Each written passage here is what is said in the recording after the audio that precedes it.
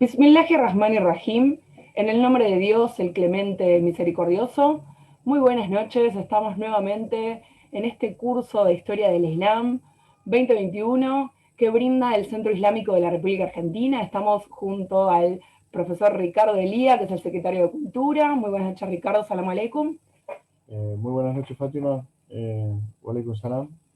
¿Qué tal? ¿Cómo andan todos? Mi nombre es Fátima Elía. Bueno, primero queríamos, ante todo, saludar a la comunidad islámica, tanto en Argentina como en el mundo. Ramadán Mubarak, Ramadán Karim. Bueno, esperamos que en este mes bendito, ¿sí? Se acepten sus ayunos y sus buenas obras. Bueno, a todos los hermanos y hermanas de la comunidad. Y también, bueno, saludamos como siempre a todo el público en general y amigos de la comunidad que nos siguen.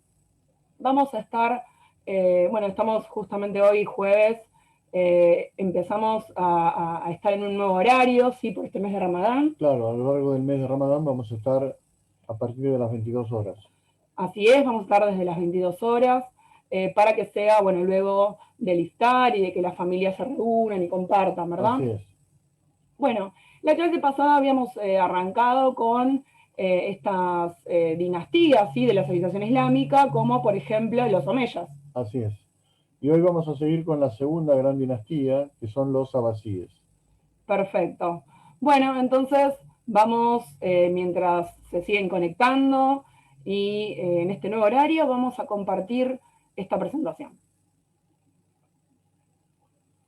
Bueno, como vemos, los abasíes es la segunda gran dinastía en la historia del Islam y se extendieron en su dominio entre los años 750 y 945.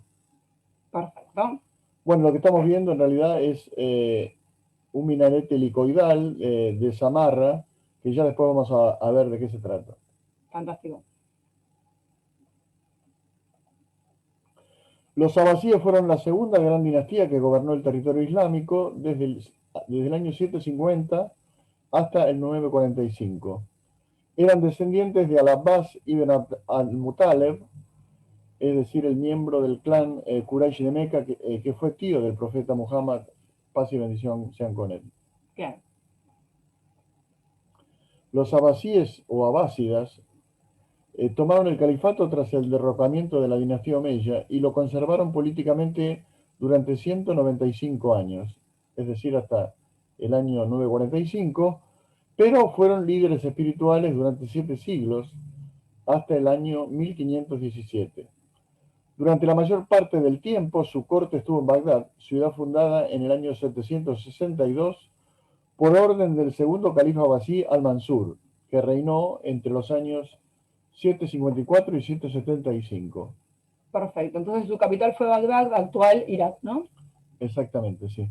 O sea, antes del año 762, la ciudad de Bagdad no existía. Claro. ¿eh? Ellos la hacen la. Ellos la van a construir y Florecen. la van a hacer capital de su califato.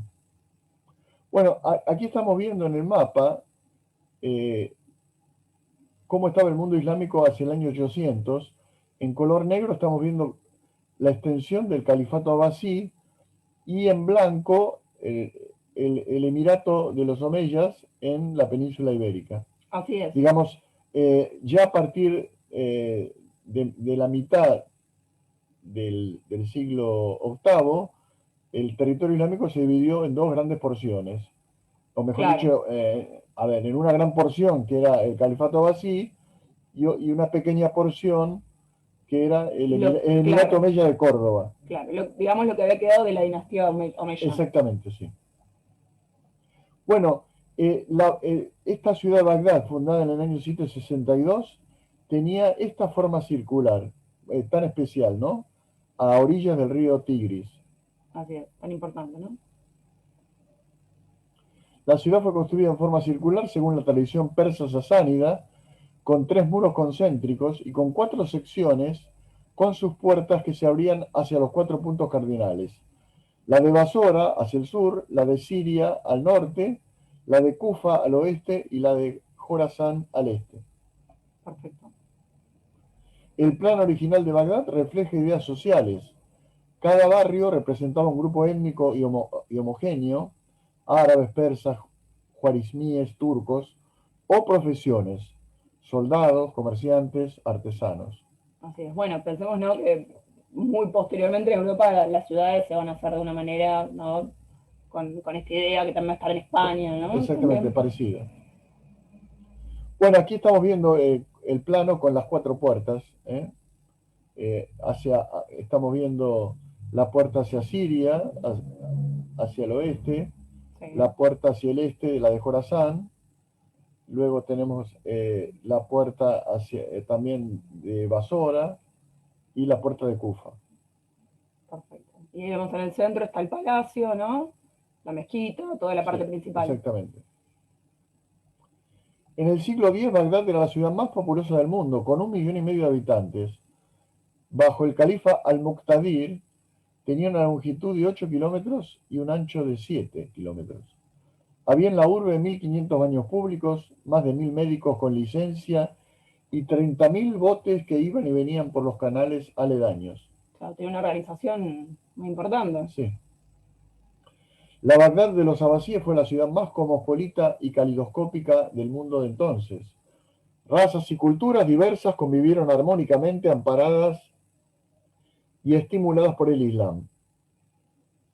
Por ejemplo, la ciudad contaba con una comunidad judía de miles de almas, con cientos de sinagogas y escuelas talmúdicas. Perfecto. En el Bagdad abasí se popularizó un ingenioso juego inventado en la India llamado chaturanga, que había tenido una rápida difusión en el mundo persa, el ajedrez, Así es, que en árabe se dice shatranj.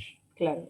El más famoso jugador de ajedrez de Bagdad fue Abu Bakr Muhammad ibn Yahya al-Suli, un cortesano del califato abasí que fue también poeta e historiador. Bueno, tal vez muchos no sabían, ¿no? Que el ajedrez entonces fue inventado, inventado en la India, ¿no? Fue inventado en la India y luego pasó al mundo persa y finalmente terminó en el Bagdad abasí, desde donde se difundió a los 4 puntos Claro, cardinales. por eso por ahí chess, ¿no? Tal vez En de esta realidad, palabra, ¿no? Similar. no, en realidad no. Uno de los nombres que se popularizó es Shamat, Ah, que son dos palabras persas, Shah, rey, claro, Mat, muerto. claro, El famoso jaque mate nuestro, ¿no? ahí está. Y bueno, y hay piezas como el alfil, Claro, que en su momento era una pieza que estaba representada por un elefante. así es que se cambiaron, ¿no? Sí, sí, Sí, sí, luego los europeos cambiaron los nombres. así es, Bueno, ahí estamos viendo un clásico tablero con sus piezas. perfecto. Y aquí vemos una miniatura, donde hay dos musulmanes jugando al ajedrez. Ahí está. Los abasíes, a diferencia de los omeyas, delegaron numerosas responsabilidades a funcionarios no árabes, entre ellos los llamados visires barmaquíes de origen persa y militares de origen turco, lo que provocaría una rápida atomización del califato. Los musulmanes árabes originales se encontraban agotados. Era muy difícil gobernar y administrar un imperio tan vasto, y comenzaron a delegar en persas y turcos las funciones principales. Bueno, eso es lo que pasa muchas veces, ¿no? Con grandes imperios, ¿no? Bueno, pero principalmente era porque tenemos que entender aquí que los árabes musulmanes que provenían de la península arábiga no tenían una experiencia especial en administrar estados, y Claro, mucho menos un imperio tan grande como era el Omeya o el Abasí. así Y es. necesitaban, sin lugar a duda, de aquellos pueblos que se habían hecho musulmanes, se habían islamizado y que tenían una vasta experiencia en administración, como es el Claro, caso de los persas, así o es. también la experiencia en la rama militar, como era el caso de los turcos. Perfecto. Se fusionaron todos, digamos. Claro, en una causa común. Claro. En Samarra, fundada por el califa al-Mutasim en 835, se instaló la capital abasí entre los años 836 y 892. Allí se construyó un hermoso y singular minarete, es decir, la torre de la mezquita, desde donde el muezín o almuédano anuncia el llamado a la oración. Claro. Y este lugar, este minarete se lo conoce como Maluilla, es decir, en árabe caracol, de 55 metros de altura, para la gran mezquita edificada entre los años 848 y 852. A ver, ahí está. Esto es lo que queda hoy, ¿no? Digamos, está prácticamente intacto el minarete, pero la mezquita está prácticamente en ruinas. Claro. Eso es lo que vimos al principio, ¿no? La primera Exactamente. imagen. El minarete estaba, digamos, salido, ¿no? Claro, separado. Separado del resto del cuerpo del edificio. Claro, y se ve, bueno, el patio más que nada, ¿no? Y algunos Sí, de los sí. pasillos, digamos, las columnas. Lo sorprendente de la arquitectura de este alminar helicoidal es su semejanza a esos elevados edificios en espiral llamados zigurats que los musulmanes encontraron entre las ruinas de las antiguas ciudades mesopotámicas. Es Así es.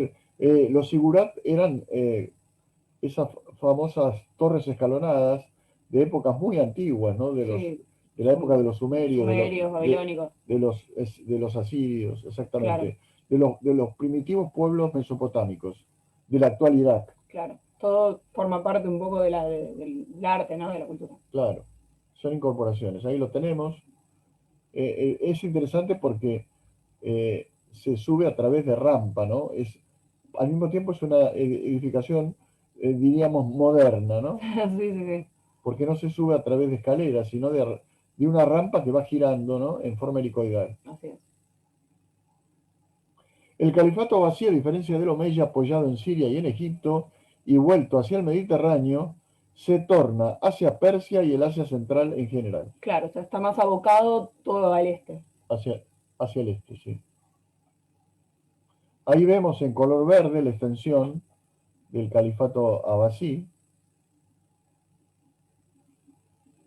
Bueno, Perfecto.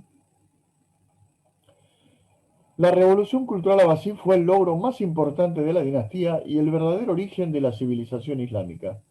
Comenzó con las traducciones del griego al árabe, la fabricación del papel y siguió con la meteórica aparición de los científicos y filósofos musulmanes que serían el origen del mundo moderno. Perfecto. Entonces, toda, digamos, la gran civilización Se puede islámica. decir de alguna manera que en Bagdad nace el primer renacimiento y realmente Bagdad es el origen del mundo actual. Así es. Que no todos muchos lo saben, ¿no? No, por cierto. En el año 165 el califa al-Mansur sufrió una severa dispepsia y fue tratado por Jurjis ibn Baktishu, miembro de una famosa familia siria cristiana nestoriana, de médicos y traductores del griego al persa de Gundishapur, en el actual Irán. Jurjis fue exitoso en curar la dolorosa gastralgia del califa Abbasí y se le invitó a quedarse en Bagdad, convirtiéndose en poco tiempo en una poderosa figura de la corte.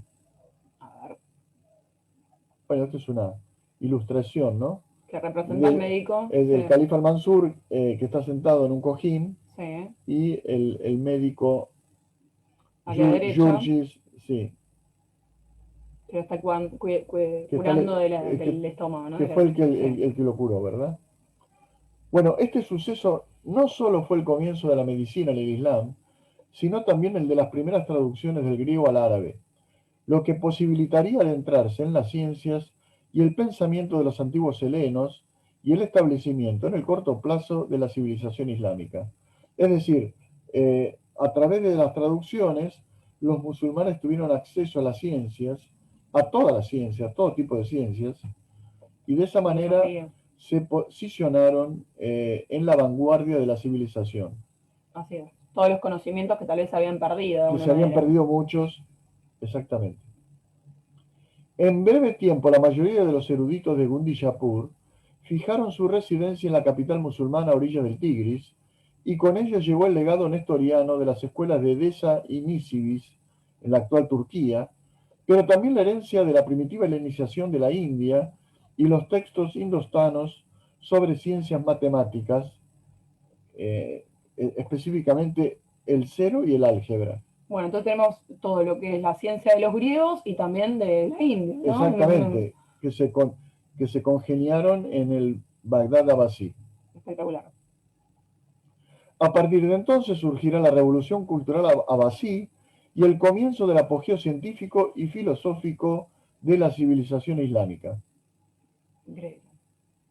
Bueno, este libro es muy recomendable, ya que explica el tema de la Casa de la Sabiduría, cuando la ilustración llegaba de Oriente. Es de un autor británico, Jonathan Lyons, está publicado por la editorial Turner de Madrid. Claro, esta casa de sabiduría que traducía en Que texto. ahora vamos a ver de Claro. qué se trata la Casa de la Sabiduría. Perfecto. La Casa de la Sabiduría, Bait al-Hikma, fue un centro de traducciones establecido durante la época del Califato Abbasí en Bagdad. Fue una institución clave en el movimiento de traducción, considerada como el mayor centro intelectual durante la Edad de Oro del Islam. Comenzó a desarrollarse a partir del reinado del califa al-Mamún, hijo de Harún al-Rashid. Y el director, lo interesante de que esta Casa de la Sabiduría, el Bait al-Hikma, Sí. el sabio Hunayn ibn Ishaq estuvo a cargo de dirigir las traducciones del griego al árabe.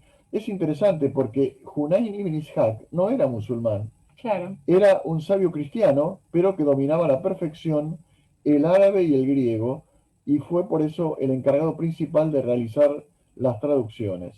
Bueno, un gran ejemplo de convivencia, ¿no? Por supuesto, un gran ejemplo de convivencia, ¿no?, entre cristianos, musulmanes y judíos.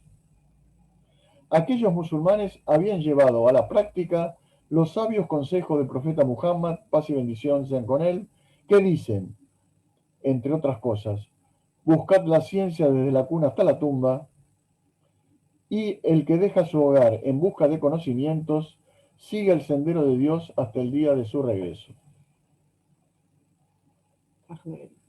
Bueno, vamos a ver unos muy pocos pensadores y científicos del Bagdad Abbasí, que por cierto fueron muchos, pero estos son tal vez los más representativos. Claro, mayor legado, ¿no? En primer lugar, el polímata Abu Yusuf Yaqub ibn Ishaq al-Kindi, que nació en Kufa y se educó en Basra, en Basora, y vivió en Bagdad. Fue el primer filósofo del Islam. Acá tenemos una... Bueno, este es un libro que habla sobre sus trabajos filosóficos, ¿verdad? De Al-Kindi, ¿no? Sí. De la Universidad de Oxford. Sí. En su primer tratado definió la filosofía como el conocimiento de las cosas como son en realidad, convirtiéndola así en un sistema integrador que abarcaba la teología, la política, la física, las matemáticas y otras disciplinas. También señaló que no hay contradicción entre las conclusiones logradas por la fe y aquellas a las que las ciencias filosóficas llegan por el razonamiento y el ejercicio intelectual. Hay una lista de 361 títulos a él atribuidos. De ellos, 27 son filosóficos, 22 psicológicos, 22 médicos y el resto matemáticos, músicos, astronómicos, geográficos, políticos y físicos. Bueno, esta unión, ¿no?, de la ciencia y la fe que después, posteriormente, en la modernidad, los europeos también sí, lo van le va a llegar. Le va a llegar, sí. Bueno, alguien le preguntó un día al Kindi quién es el hombre más fuerte. Y Al-Kindi contestó, el que tiene más fuerza sobre su alma. Bueno, aquí vamos a ver cómo es de alguna manera a través de estas preguntas y respuestas vemos la filosofía de Al-Kindi, ¿verdad? Así es. Una filosofía racional basada en el Corán y en el monoteísmo. Así es. Le preguntaron entonces al Kindi, ¿y quién tiene más fuerzas sobre ella? Y Al-Kindi contestó, aquel que mata su apetito y reduce su cólera hasta que el alma sea para él un barco que se maneje fácilmente, que le permita obtener lo verdadero y apartar lo falso, sin estar preocupado por la muerte. Bueno, toda una reflexión del alma, ¿no? Sí, exactamente. Se le preguntó al Kindi, ¿quién es el hombre más sabio? Y Al-Kindi contestó, el que conoce mejor su alma y el que soporta mejor los remedios repugnantes que apartan sus males. Bueno, todos sabemos, esto por supuesto es filosófico y tiene que ver con las ambiciones, todos esos problemas que los seres humanos tienen. Pero de alguna manera lo podemos de alguna manera ver a través, digamos, de una comparación con respecto a que a veces algunos remedios que tenemos que tomar, por ejemplo, para curarnos de algunas enfermedades, Sí. no tienen exactamente un sabor muy, Sí, o nos resultan digamos, muy rico, peores ¿no? que. Sí, Pero en realidad estamos hablando de que a veces para curarse de alguna ambición, de algún problema en particular, tenemos que hacer un esfuerzo claro. que no nos va a resultar Un tal sacrificio. vez grato, ¿no? Así es. Así es, Bueno, también con esto de la medicina, ¿no? Todos los avances que van a empezar a ver. exactamente. Bueno, aquí tenemos una síntesis de lo que pensaba Al-Kindi sobre el mundo y sobre el conocimiento. Dice lo siguiente en un trabajo de él que se llama Sobre la primera filosofía, Al-Falsafa al-Ula. No debemos avergonzarnos de apreciar la verdad y de apropiárnosla, venga esta de donde venga, incluso si nos llega de razas distantes y de naciones diferentes a la nuestra. Para el que busca la verdad, nada es más importante que la verdad misma, y ésta no se degrada ni pierde su valor a causa de quien la pronuncia o transmite. Nadie resulta degradado por la verdad, al contrario, la verdad ennoblece a todos. Bueno, eso en conexión también con el profeta Muhammad que también hablaba, ¿no? Esto Sí, del conocimiento, la exactamente. verdad, porque viene de Dios. Por supuesto, porque el conocimiento y todas las verdades que hay en el mundo provienen de Dios, Así independientemente de quién las es. posea. O quien las encuentre, ¿Sí? claro.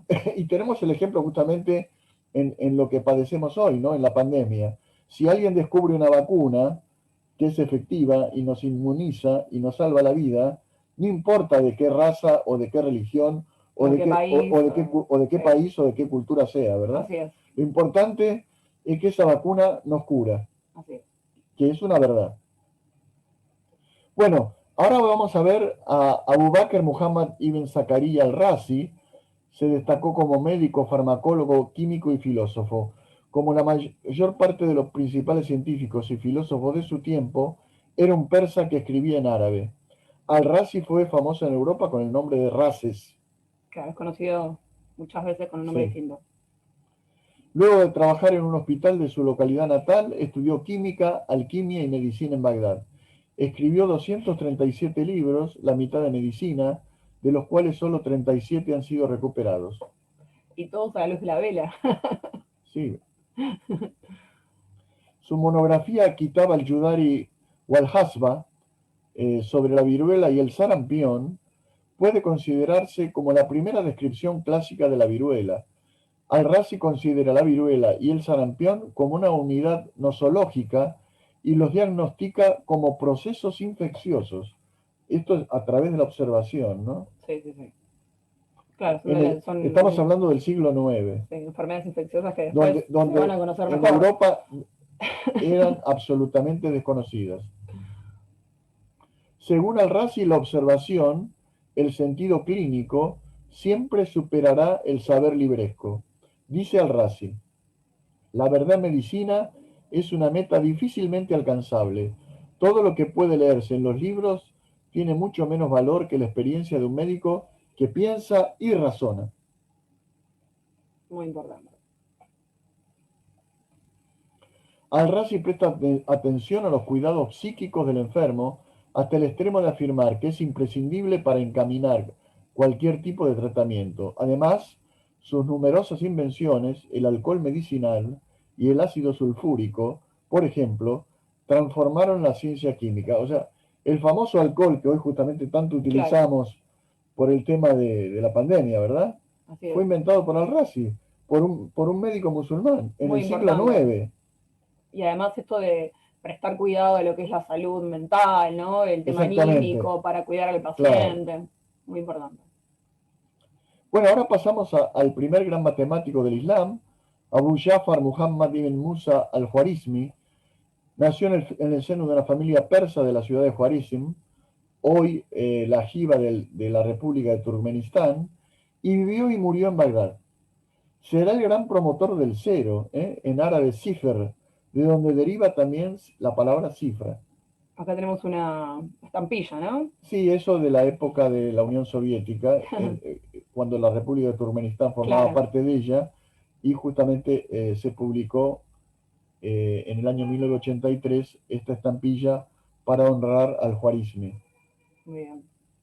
Bueno, y acá tenemos los famosos números arábigos, originalmente de origen indio, Claro, pero que luego fueron llamados números arábigos, que son nuestros números. Y ahí así justamente es. sobre la izquierda tenemos el cero. Claro, porque en los números romanos no, No, no hay esa no noción de existe el cero. cero, y Claro, de esta manera se facilitaron notablemente muchísimo. las matemáticas, ¿verdad? Así es. Lo que hizo su nombre inmortal, al-Juarizmi, ¿no?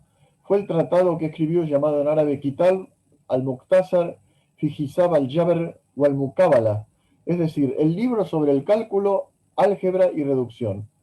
A comienzos del siglo XII, el viajero y filósofo inglés Adelardo de Bath tradujo este tratado de al-Juarizmi.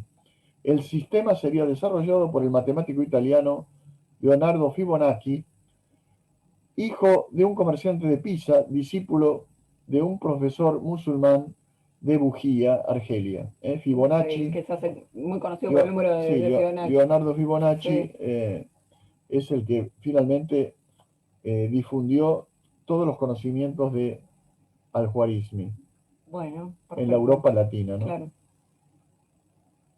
Los términos guarismo y algoritmo provienen de su propio nombre, al-Juarizmi.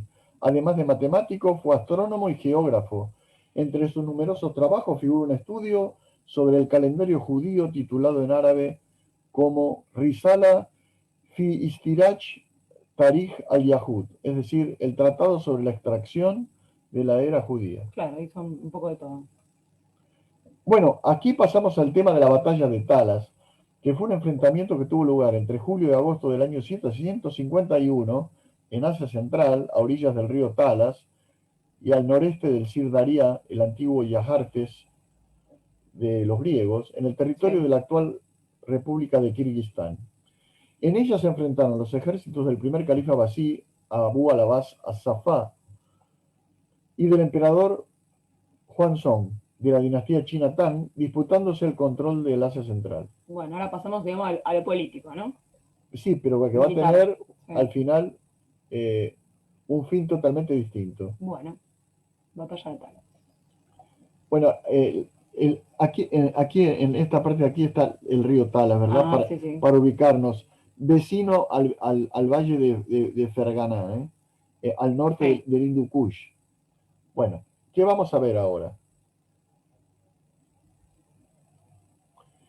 Además de la victoria militar que neutralizó el avance de la dinastía de los Tang Claro, hacia el de los oeste, chinos. Sí. fue la ocasión para que los musulmanes adquirieran de los prisioneros chinos un cierto número de técnicas y conocimientos secretos de la corte del Celeste Imperio, entre los que estaba la fabricación del papel.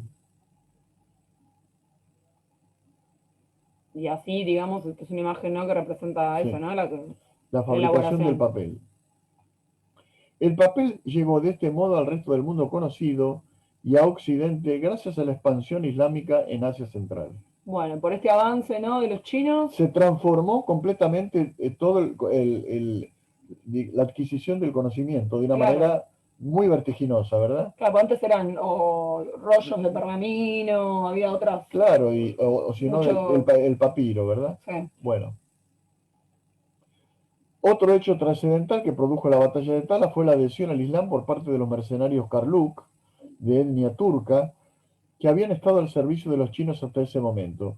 A partir de entonces, la cooperación de los árabes y los pueblos turcos permitió que el Islam comenzara a ejercer su influencia en la cultura turca y se consolidara en la región, lo que tendría enorme importancia en el desarrollo de los acontecimientos futuros. o sea que la A etnia partir de este turca, momento, los pueblos turcos progresivamente se van a islamizar.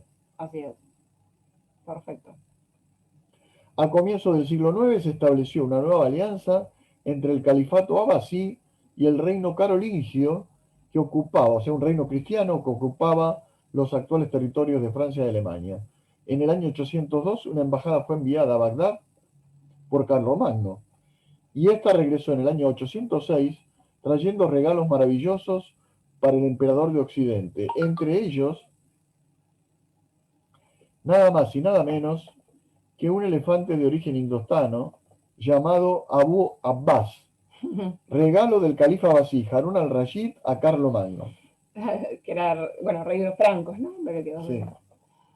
muy divertido. Un elefante no se veía en Europa desde los tiempos del estratega cartaginés Aníbal. O sea, Sí, desde, en la desde- Segunda Guerra Púnica ya lo vimos en clase pasada. desde el año 218 antes de Cristo. O sea, cuando apareció este elefante, hacía más de 1000 años que los europeos en realidad desconocían Claro, la existencia de los elefantes. bueno, increíble. Cuando el elefante llegó a Aquisgrán, hoy Aachen, en Alemania, la gente quedó maravillada.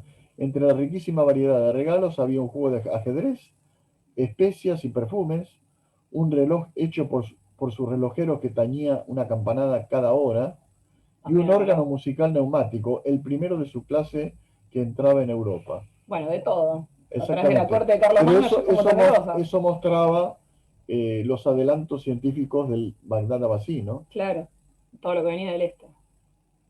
La unidad política traída por el nuevo imperio mundial islámico no duró, pero creó una gran civilización islámica mundial, similar a la civilización cristiana más antigua que reemplazó. Dentro de esta gran área, los judíos vivían y gozaban de un estatus y derechos ampliamente similares en todas partes. Podían moverse, mantener contactos y desarrollar su identidad como judíos. Eso también para entender el diálogo Cosa interreligioso, que ¿no? Sí, le era imposible anteriormente en los otros imperios, así es, tanto fuera el bizantino como el persa sasánida. totalmente. Una gran nueva expansión del comercio desde el siglo IX en adelante puso a los judíos hispanos como a los musulmanes en contacto con los judíos y los musulmanes incluso de la India. Claro, se unió, digamos, Sí, a de dos, judíos de todos claro, lados, exactamente, musulmanes de todos dos lados. secciones que estaban divididas. Claro,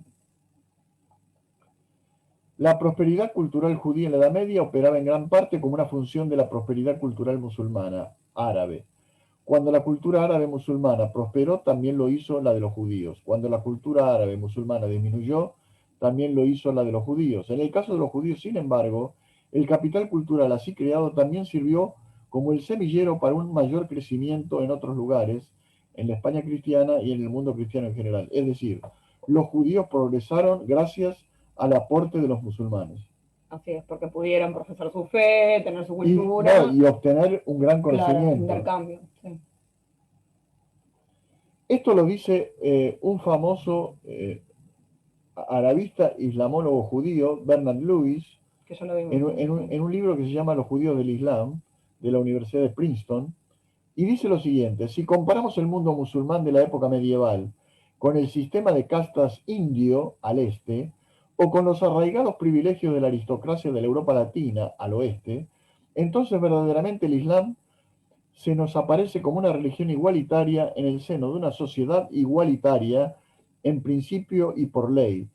No reconoce ni la casta ni la aristocracia. El Islam no reconoce ni la casta ni la aristocracia ni ningún tipo de privilegio. Así es, una sociedad igualitaria. Exactamente.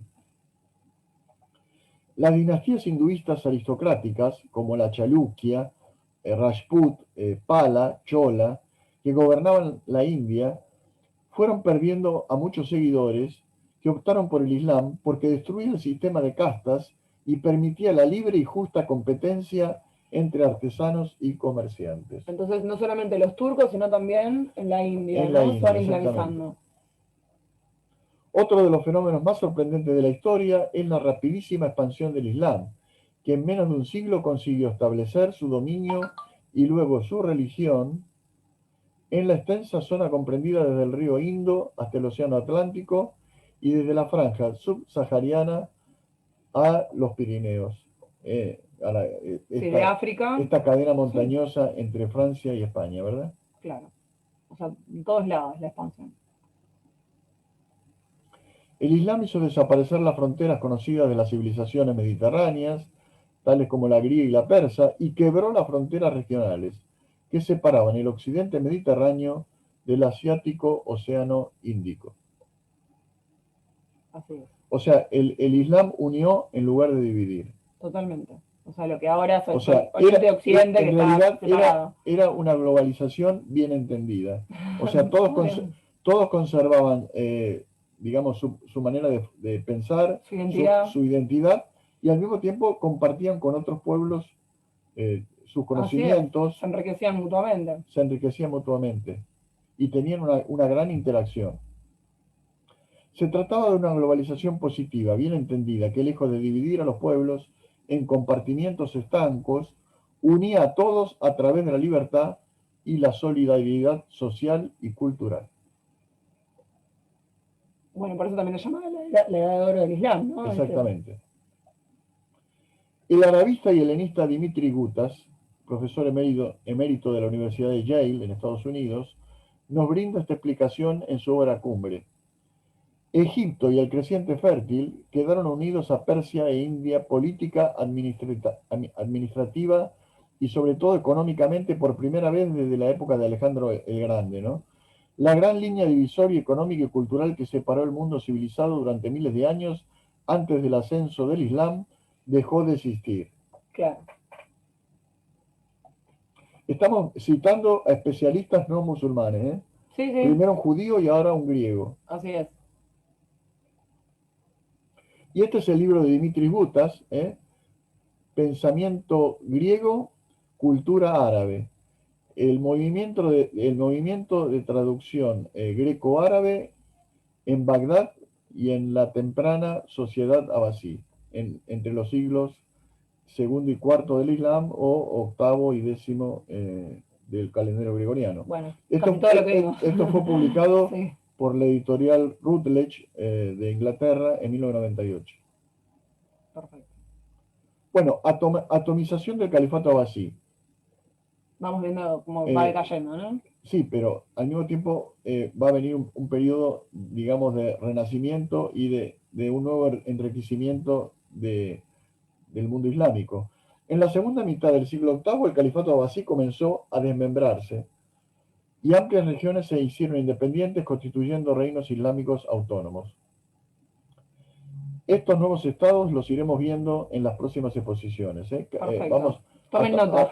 Sí, vamos a tratar de ir viendo cada uno de estos estados de manera pormenorizada. Perfecto. En primer lugar, el Emirato y Califato Omeya de Córdoba, así es, el Emirato Rustamí de Argelia, el Emirato Idrisí de Marruecos, el Emirato Aghlaví de Túnez, el Emirato Tajirí del Jorasán, el Emirato Karajaní del Turquestán, el Emirato Safarí en Persia y Jorasán, el Emirato Tuluní de Egipto y Siria, los Kármatas en la península arábiga, el Emirato Hamdaní en Siria, el Emirato Ikhshidí de Egipto y Siria, el Emirato Samaní en el Jorasán.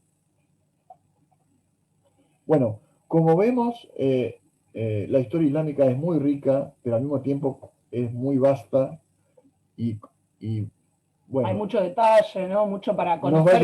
Nos va a llevar tiempo, pero como ya lo hemos dicho, este curso va a durar hasta el mes de noviembre y vamos a ir tratando de ir viendo paso por paso cada uno de estos reinos y analizarlos globalmente, ¿no? En su forma, digamos, cultural, civilizacional, claro, científica. todos los ejes, ¿no? Digamos, sí, de procesos.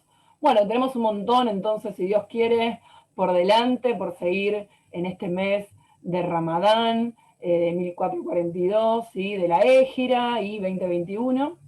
Estamos muy contentos de seguir con ustedes, poder transmitir estos programas y como siempre les agradecemos a la Comisión Directiva del Centro Islámico de la República Argentina, ¿verdad? Sí, al señor presidente, el señor Aníbal Bashir Bakir, a su secretario general, el arquitecto Hussein Hajar, bueno, y a nuestro hermano Khaled, que hace tanto siempre por esta presentación y hace una gran difusión. Le mandamos un gran abrazo y a todos ustedes, por supuesto, le pedimos una vez más que se cuiden y que cuiden a sus prójimos, a sus familiares, a sus allegados, bueno, a todo el mundo. Y recordemos siempre de que el Islam es además de una creencia monoteísta, es también una gran cultura, una gran civilización, un modo de vida. un Sí. modo de vida cuya esencia principal es la ayuda al prójimo, al necesitado, y por sobre todo brinda solidaridad y busca fraternidad. Así es. Y bueno, y acá nosotros también estamos buscando y compartiendo conocimiento para todos desde sus casas en este nuevo bendito mes de Ramadán. Queremos agradecerles a todos los que están conectados a través de todas las redes sociales del Centro Islámico de la República Argentina. Y si Dios quiere, el jueves que viene a las 22 horas, o sea, 10 horas de la noche en Argentina, estaremos nuevamente con ustedes. Así es, con una nueva entrega, siguiendo, digamos, este camino que hemos comenzado. Y bueno, una vez más les agradecemos por su atención y le deseamos la paz y las bendiciones de Dios uno y único, altísimo y misericordiosísimo. Bueno, Ramadán Mubarak y Assalamu alaikum wa rahmatullahi wa barakatuh. Que la paz y las bendiciones de Dios sean con todos ustedes. Wa alaikum salam.